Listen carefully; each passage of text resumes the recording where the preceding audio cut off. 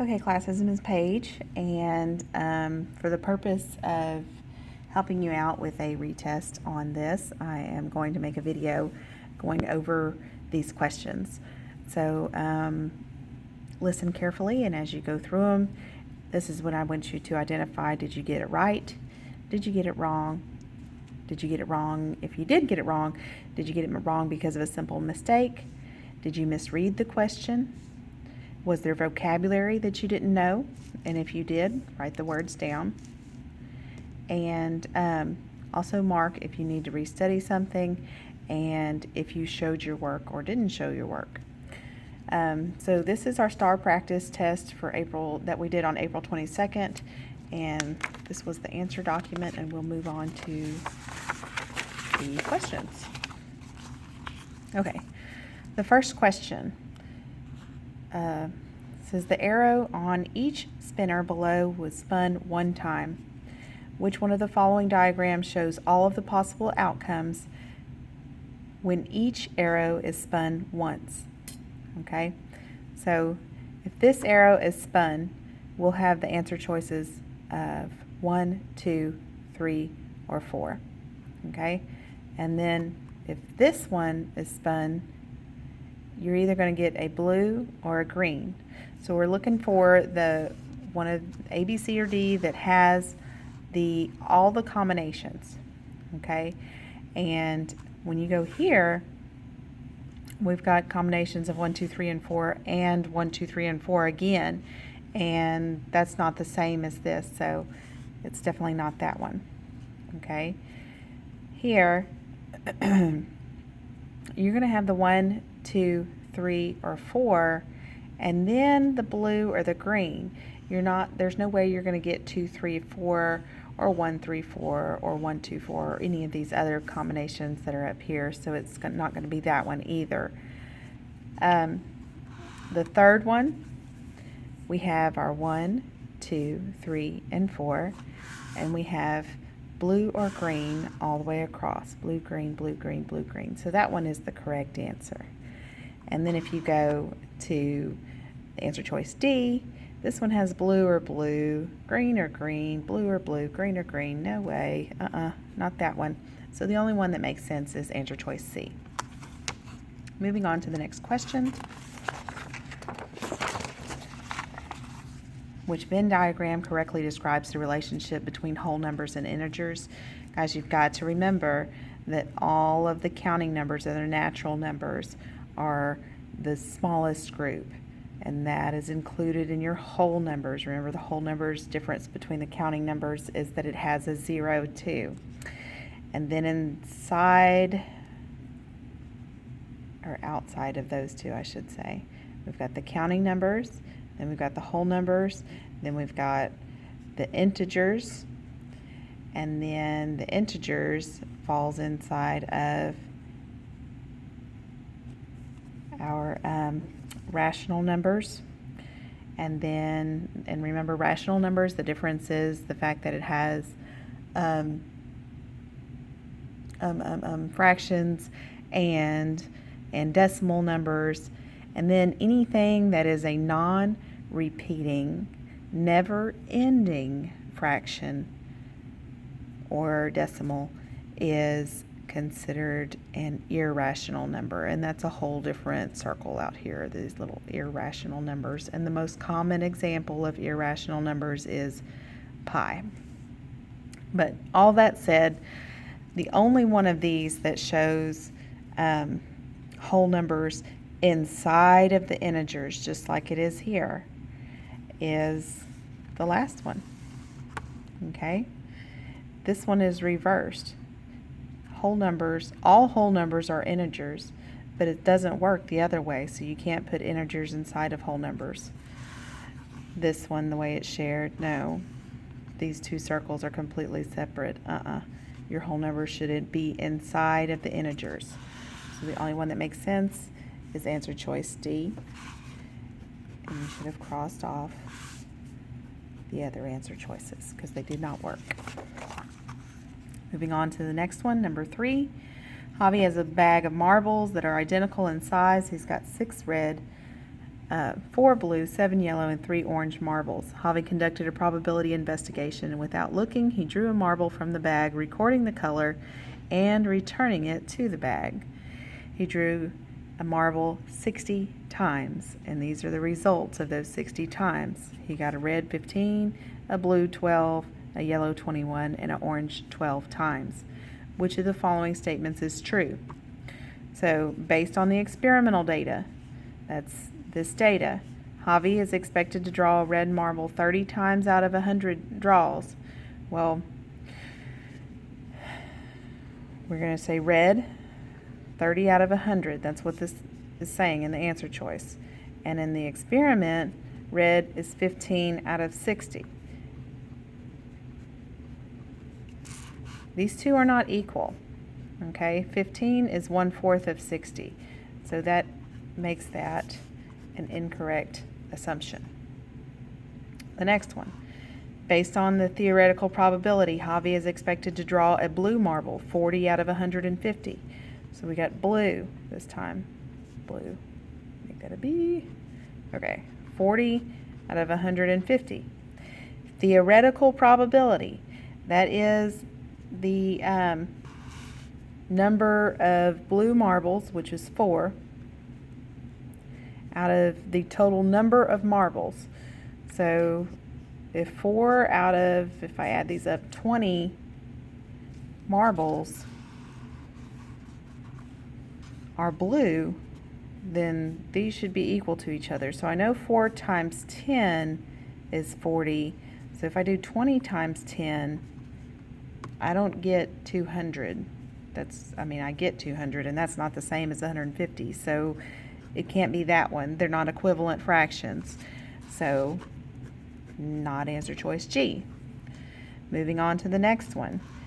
Based on the experimental data, Javi is expected to draw a yellow marble 70 out of 200 draws. So this time we got yellow. We're going to write down what it gives us, 70 out of 200. And we're going to focus on the experimental data, which is here.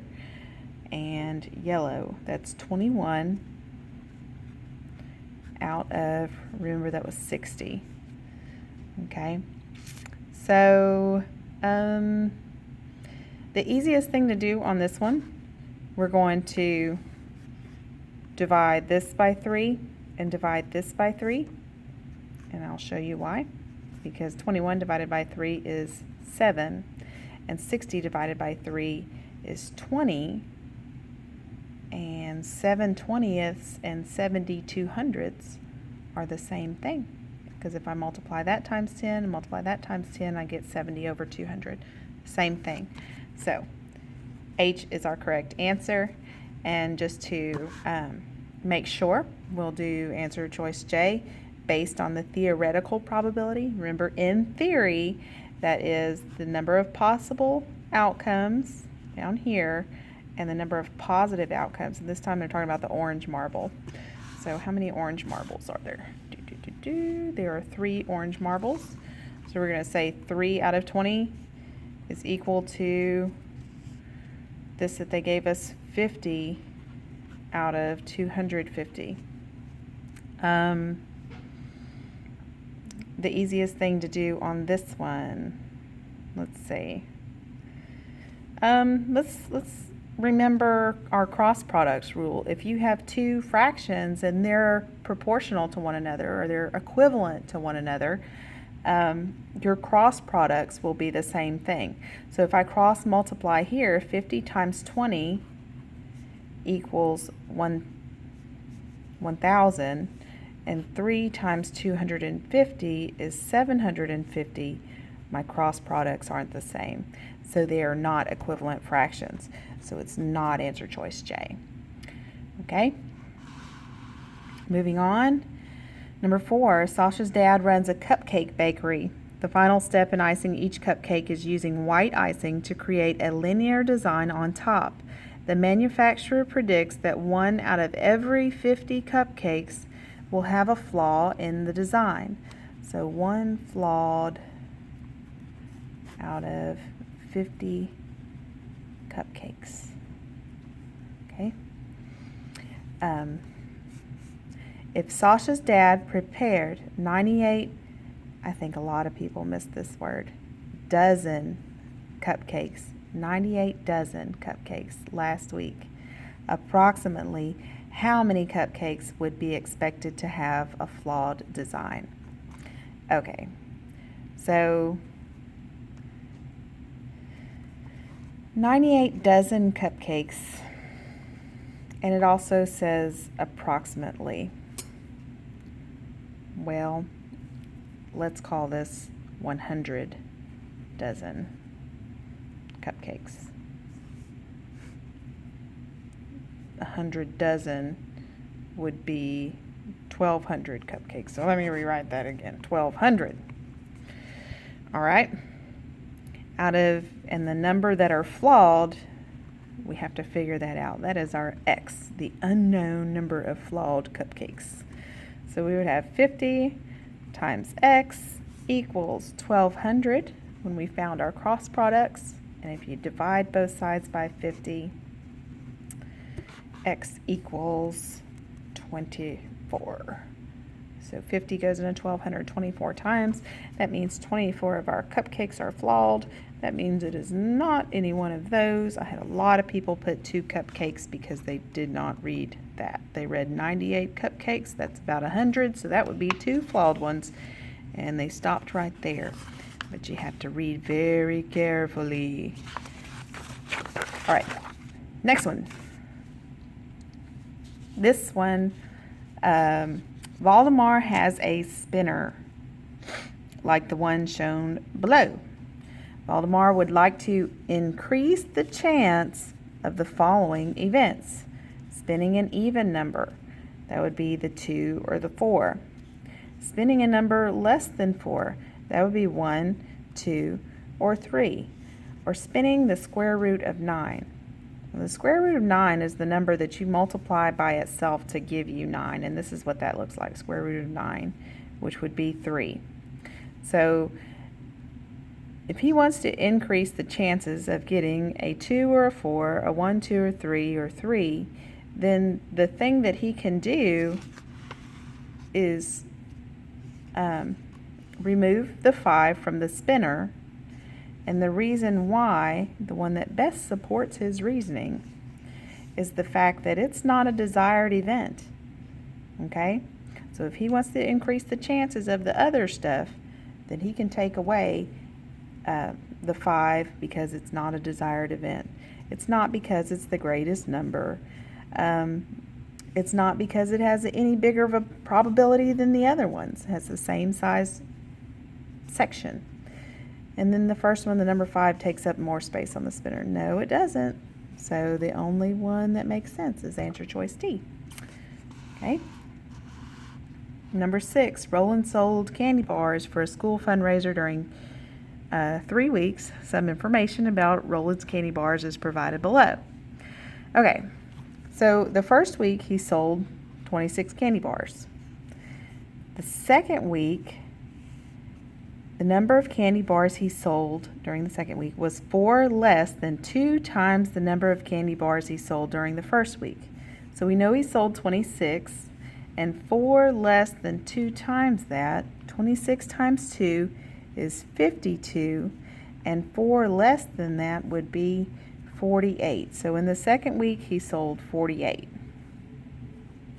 And then the last one, the number of candy bars he sold during the third week was 6 more than 1.5 times the number of candy bars he sold during the second week. So during the second week, he sold 48. 1.5 times that is 48 times 1.5, which gives you, let's see, half of 48 is 24. That'd be 72. And then 6 more than 1.5 times means 72 plus 6, which means 78 were sold during the third week.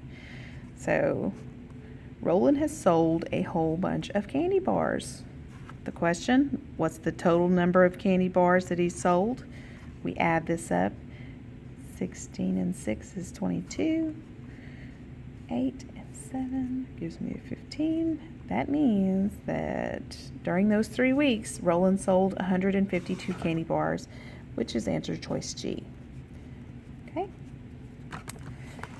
Next, number 7, we have another spinner. The spinner shown below was spun 48 times. The results of those spins were recorded here. So it landed on red 16, blue 10, green 12, and yellow 10 times. Which of the following statements accurately compares the theoretical probability, which is 1 in 4 for all of them, because theoretically it should land on each one of these an equal amount of times, 1 out of 4 times, versus the actual results. That's talking about the experimental results. What we got when we actually did it 48 times is these. Okay? So, figuring that out, the results are 48 spins, so theoretically, 1/4 of 48 is 12. So the probability of each one of these, theoretically, is 12 out of 48. Whereas in this experiment, the probability of red is 16 out of 48. Probability of blue is 10 out of 48. Probability of green is 12 out of 48. And the probability of yellow is 10 out of 48. Notice how I write a lot on these? See, lots of naked papers. I don't like naked papers. I like them to be all dressed up. All right, so we're going to compare. Theoretical probability of landing on red is greater than the actual result. Red, 16 out of 48. And we're saying that is greater than the actual result, which is 12 out of 40. Wait a minute. Theoretical. I did that backwards. 12 out of 48. Very sorry. Don't pay attention to my mistake. Is greater than the actual result, which is our experimental probability, right? So 16 out of 48. That is so not a true statement. 12 is not bigger than 16, so it's not A. B, the theoretical probability of landing on blue is greater than the actual result. Theoretical probability of any of them is 12 out of 48. And the actual result is 10 out of 48. So the theoretical probability of landing on blue, 12 out of 48, is greater than the actual result, which was 10 out of 48. That one looks pretty true. Let's move on to the next one. The theoretical probability of landing on green is less than the actual result. Theoretical probability, 12 out of 48. The actual result is 12 out of 48, which they're actually equal, so we can't say that, so it's definitely not that one. And then the last one, the theoretical probability of landing on yellow is equal to the actual result. Well, yellow, that probability is 12 out of 48 in theory, and then in the actual result, it's 10 out of 48. We can't say that 12 is equal to 10. That one's definitely not true, so it's not that one. So the only one that is true is B. Ha ha! We proved it. Okay, number 8, getting back to the beginning of the school year when we did how to work out questions with integers, okay? -4 plus 12. My signs are different, so I find the difference. The difference between 12 and 4 is 8. The larger number, the 12, is positive, so the answer to this is positive 8. Okay? We said whenever they're subtracting, we're going to add the opposite. So we've got -4 plus -12 now. Negative and a negative means my signs are the same. I find the sum, so I get 16.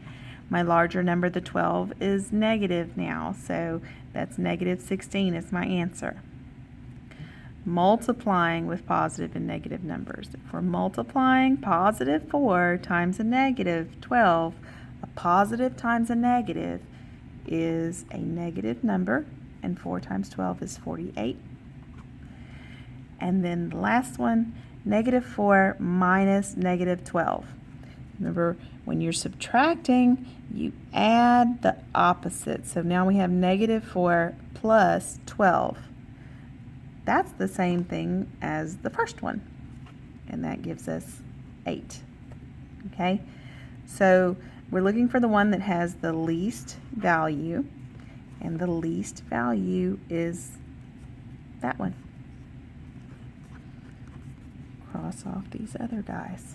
Okay, almost through, only 2 more. Number 9, the table. It's a little different than the tables that we've seen, so we're going to have to use some, I don't know what the word is, but we're going to have to figure this out. The table shows the life expectancy of a person related to the year of their birth. So this is the year they're born, this is the number of years they're expected to live. Which equation would give the best estimate of life expectancy given the year of one's birth? Well, we know that m, these are all y equals mx plus b, right? And m is either going to be 0.4 or 0.45. And we know m is the change in y divided by the change in x. So if I go here, the change in y is 4, and the change in x is 10, so 4/10. That's the same thing as 0.4. So I can cross off F and G as possible answers. So that means that we can figure out which one of these is the true statement based on using our answer choices. We're going to work backwards with these, okay? So